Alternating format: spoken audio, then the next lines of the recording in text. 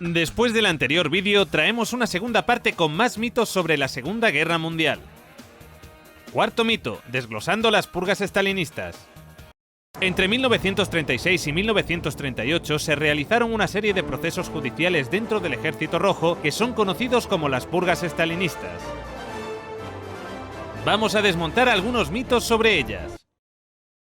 Si bien se acusó a menos de 5.000 militares de entre más de medio millón, este proceso afectó a una gran cantidad de oficiales de alto rango, incluyendo 3 de los 5 mariscales de la URSS. Los mariscales Mikhail Tukhachevsky y Alexander Yegorov fueron ejecutados por un supuesto intento de golpe de Estado, mientras que Vasily Blitzer fue procesado por incompetencia durante la batalla del lago Hassan.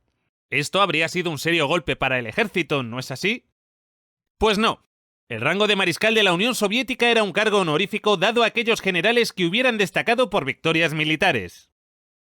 Un mariscal podía estar a las órdenes de un general de ejército o un coronel general en determinadas situaciones. De hecho, el mariscal Boris Saposnikov estaba a las órdenes del general de ejército Georgy Zhukov en 1941, dado que Zhukov era jefe del Estado Mayor y Saposnikov era su adjunto. Hay que mencionar también que la práctica totalidad de los oficiales encarcelados o ejecutados en este periodo fueron sustituidos por oficiales de menor rango a los que se ascendió para cubrir las plazas necesarias. Generales como Iván Koniov, jefe del primer frente ucraniano en 1944, Konstantin Rokossovsky, general al mando de la Operación Urano, Alexander Vasilevsky, jefe del frente de la Estepa cuando la batalla de Kursk, o el propio Zhukov fueron ascendidos a puestos de importancia a consecuencia de las purgas. Los reemplazos no eran oficiales aficionados, precisamente, sino profesionales bien entrenados. Si bien hubo oficiales incompetentes como el coronel general Pavlov, también hay que hacer notar que se realizaron en base a indicios e intentos de sublevación.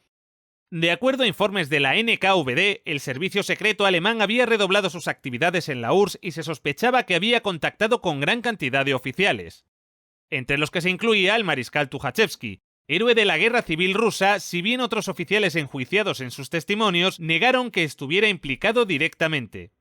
Quinto mito, la URSS sobrevivió principalmente por el préstamo y arriendo.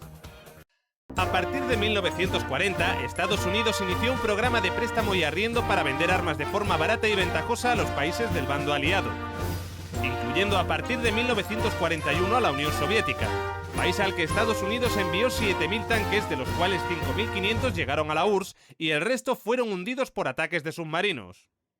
Según este mito, los soviéticos, que perdieron gran cantidad de material bélico en los embolsamientos de los primeros momentos de la guerra, sobrevivieron principalmente gracias a este material bélico. ¿Hay algo cierto detrás? Para empezar, la ayuda a gran escala comenzó a llegar cuando el frente estaba estabilizado, es decir, sobre octubre de 1941.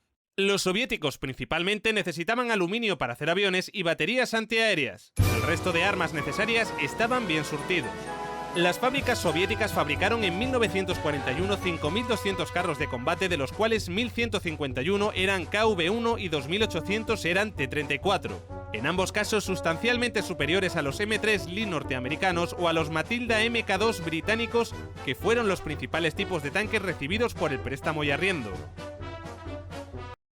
Ese mismo año los británicos hicieron entrega de 487 tanques, incluyendo los carros medios Matilda Mk2 de blindaje similar al KV-1, solo que peor armados, así como carros ligeros Valentine. Estados Unidos entregaba 182 tanques ligeros Stuart M3, similares al T-26, y tanques medios M3 Lee.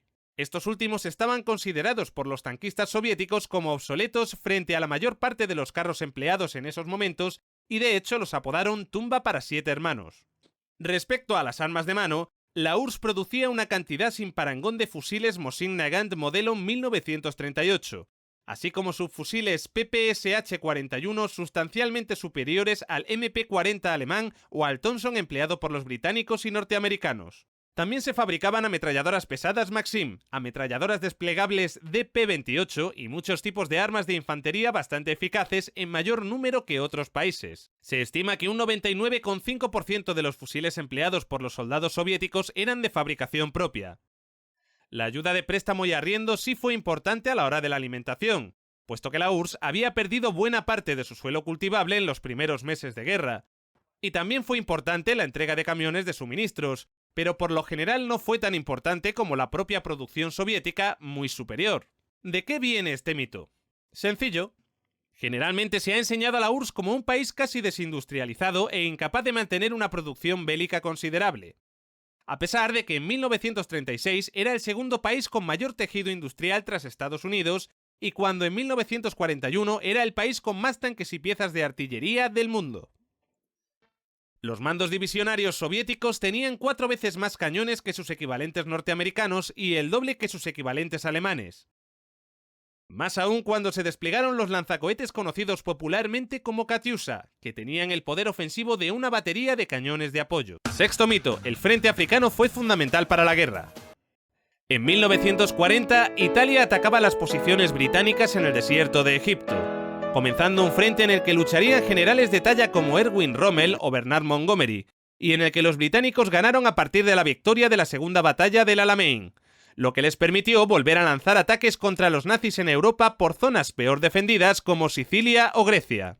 Según la historiografía británica, este frente fue fundamental y la derrota alemana dependía principalmente de lo que ocurriera en este frente, sostenido principalmente por los británicos, con ayuda de algunas unidades francesas, griegas e incluso un regimiento formado por los españoles republicanos exiliados, la 13ª Media Brigada de la Legión extranjera y posteriormente por los norteamericanos. Lamentamos tener que desmentir este mito, pero lo cierto es que a pesar de que los británicos consideraran este frente fundamental, para los alemanes era un frente menor. El Afrika Korps de Rommel no alcanzaba a tener 10 divisiones, frente a las más de 200 que los alemanes tenían luchando en la URSS.